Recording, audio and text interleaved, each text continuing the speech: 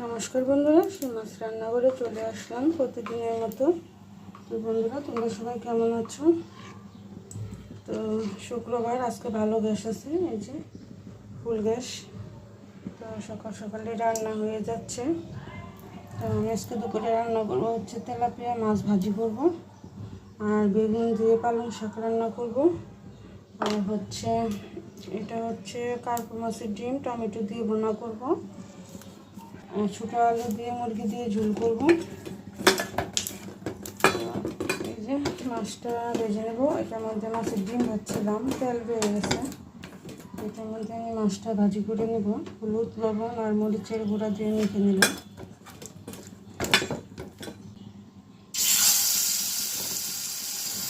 Gas ফুল থাকলে রান্না করতে ভালোই লাগে। শুকনো সময় দুদিন ভালো গ্যাস থাকে, রান্না করা যায় আরামে। তো মুরগিটা এখনও কাটি নাই, আর টমেটোটাও কাটি নাই, হয়তো এই চুলায় বসা দিতাম, আর এক চুলা খালি রয়েছে। তো মুরগি আর টমেটো কেটে তারপর আসছে। তো এই যে টমেটো কেটে আসলাম, এখন টমেটো দিয়ে আমি কার্পু মাছের ডিমটা ভুনা করে নিব।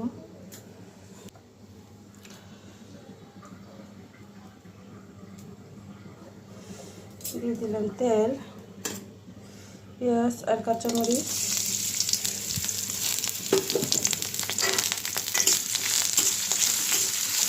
হালকা একটু পেঁয়াজগুলো ভেজে নেব। ফুল গ্যাস।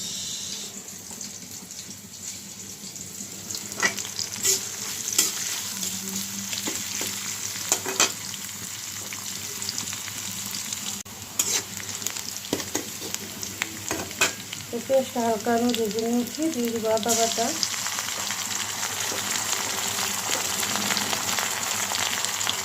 জিরার গুঁড়া,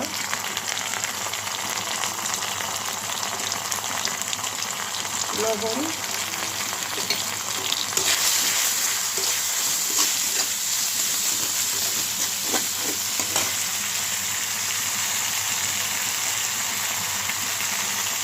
হলুদের গুঁড়া, অল্প একটু দিব মরিচের গুঁড়া, কালারের জন্য দিব আমি কাঁচামরিচ দিয়ে নিচ্ছি। তো মশলাগুলো একটু হালকা ভেজে নেব। তো মশলাটা হালকা ভাজা হয়ে গেছে, এখন আমি কার্পু মাছের ডিমটা দিয়ে দিলাম।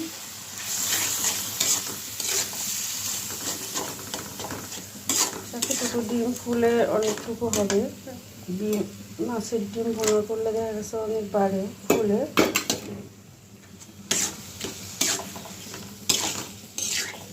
ভালো করে কষিয়ে তারপরে জল দিব।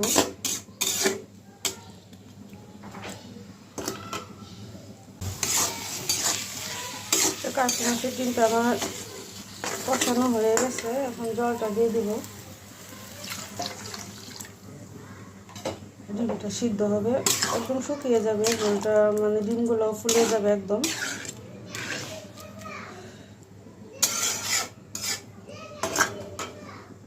ডিমটা হতে থাক, আর এদিক দিয়ে আমি যে মাংসের আলুগুলো একটু ভেজে নেব।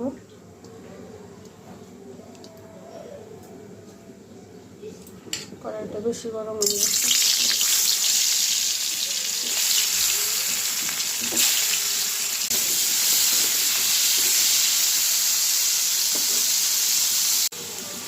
এদিকে আমার মাংসের আলুটা ভাজা হয়ে গেছে, আর এই যে ডিমটা ফুলে কতটুকু হয়েছে। 2 মিনিটের মতো আমি ভালো করে কষিয়ে তারপর নামিয়ে নিব। নামালে ঝোলটা এমনিতেই টেনে যাবে একদম। বন্ধুরা, এই যে অল্প কটা গুঁড়া মাছ আছে, এটা আমি খাবো। আমি মুরগিও খাবো না, আর হচ্ছে ওই কাতলা আর কী বলে কার্পু মাছের ডিমও আমি খাই না। তো মাছগুলো নামিয়ে নিলাম, ছোটো মাছগুলো দিয়ে খাবো। এটা একটু ভালো করে ভেজে এই জায়গাটা পেলাম মলা মাছ। তো আজকে মনটা অনেক খারাপ। আমার একটা রুম ভাড়া দিয়েছিলাম, 1.5 বছরের মতো ছিল আমার সাথে। তো ছেলে মেয়ে বড় হলে যে ঘুম কষ্টটা লাগে সেটা মানে আগে ভাবি নেই আর কি। তো ছেলেটা বারবারই করতেছে আপনাকে আলাদা রুম লাগবে, তো ওনাদেরকে আমি বের করে দিতেছি। অন্যদিকে বাসা নিচ্ছে, ওনারা অনেক কান্নাকাটি করতেছে, আমার বাসা ছাড়া থাকতে চায় না। আমারও অনেক কষ্ট হইতেছে। তো আজকে দুপুরবেলা এদেরকে খাওয়াবো আর কি, এই জন্য রান্না করা এতটুকু। আর ডালটা আমি আগেই রান্না করে নিচ্ছি। পেঁয়াজটা আমার ভাজা হয়ে গেছে।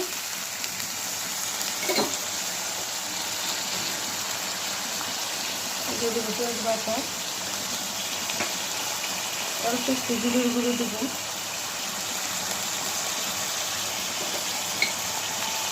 লবণ,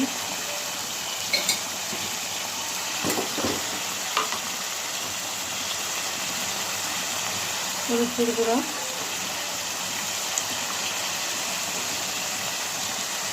হলুদের গুঁড়া,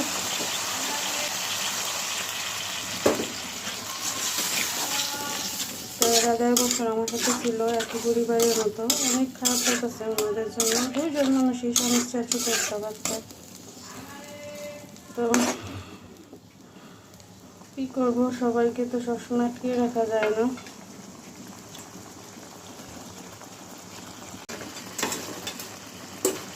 এখন মাছগুলো দিয়ে দেবো। মাছগুলো বড় হয়ে গেছে, এই জায়গায় মানে কষানোর মধ্যে একদম খুলে যাবে গরমের তাপে। তো মাছটা কষানো হয়ে গেছে, এখন আরও একটু জল দেবো, আমি বোনা করবো একদম।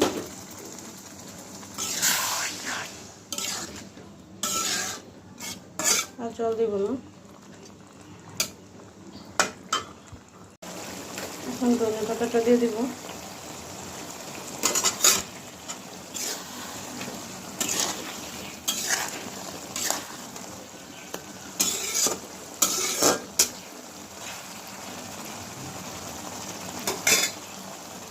আমার গুঁড়া মাছটা হয়ে গেছে, এখন আমি নেব। তো মুরগিটাও কেটে নিয়ে আসলাম, এখন বসিয়ে দেবো।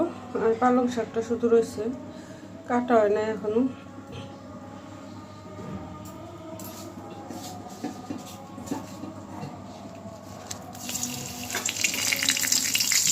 তেজপাতা দিয়ে দিলাম, পেঁয়াজ বাটা। আমাদের এদিকে আসতে মাছ শুরু হয়ে গেছে, এই যে সাউন্ড শোনা যেতেছে আসতে মাছ। তো ভিডিওতে যদি কোনো সমস্যা হয়ে থাকে তোমরা একটু ক্ষমা দৃষ্টিতে দিব। আদা বাটা, হলুদের গুঁড়া, মরিচের গুঁড়া,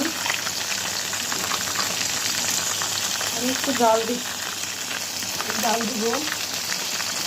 3 চামচ দিয়ে দিলাম মরিচের গুঁড়া, আর হলুদের গুঁড়া 2 চামচ, জিরার গুঁড়াও 3 চামচ দেবো।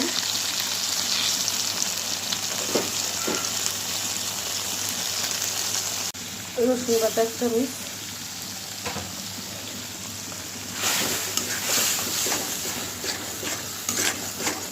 আমি পেঁয়াজ বাটাটা বেশি খাই, কাটা পিসটা কমই খাওয়া হয়। বাচ্চাটাও পেঁয়াজগুলো উঠিয়ে ফেলে দেয়, এই জন্য বাটা পিসটাই বেশি দিই।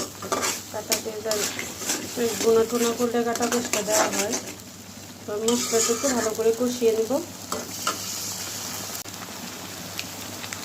দিয়ে দিব রাঁধুনি গুঁড়া মশলা মাংসে।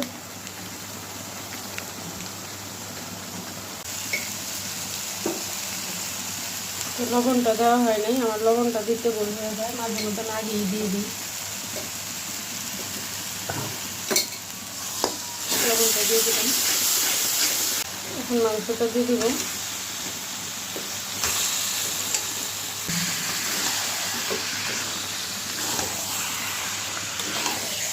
তো ভালো করে মাংসটা কষিয়ে তারপর ঝোলটা দিব। বন্ধুরা, এই যে পালং শাক 1 কেজির উপর 2 কেজির মতো হবে। তো আমি সবগুলা রান্না করব না, তো কাটিয়ে দেখি, আজকে আবার মেহমান আছে, যদি সবগুলা লাগে নিয়ে নিব। পালং শাক মিশে যায়। এগুলা আমার নিচের এক বৌদি দিচ্ছে, এদের বাগানের।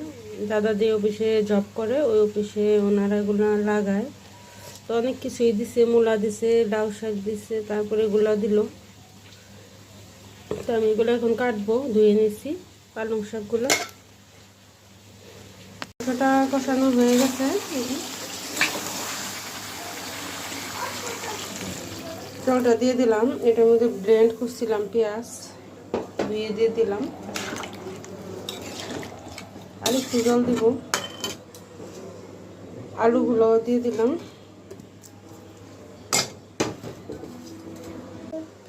তো ঝোলটা হতে থাক, এদিক দিয়ে আমি পালং শাকটা বসিয়ে দিব। তো বেগুনগুলো প্রথমে একটু ভেজে নেব।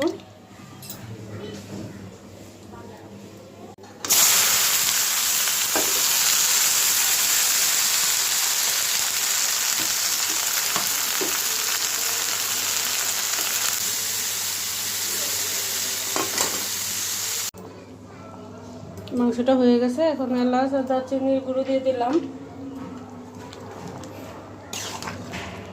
আর 5 মিনিটের মতো রেখে তারপর নামিয়ে নিব। আর ওদিকে পালং শাকটা এখন বসিয়ে দিব। আজকের ভিডিওটা আমার অনেক বড় হয়ে গেছে বন্ধুরা, তোমরা ক্ষমা দৃষ্টিতে দেখো। আমি সবার ভিডিও ফলো করে দিব, আমার ভিডিওগুলো তোমরা দেখো। আমি সবার পাশে আছি, তোমরাও আমার পাশে থেকো বন্ধুরা। আর এই যে বেগুনগুলো ভেজে নিলাম, এখন শাকটা বসিয়ে দেব। তো শাকটা বসিয়ে দিলাম, ভেজে নিলাম।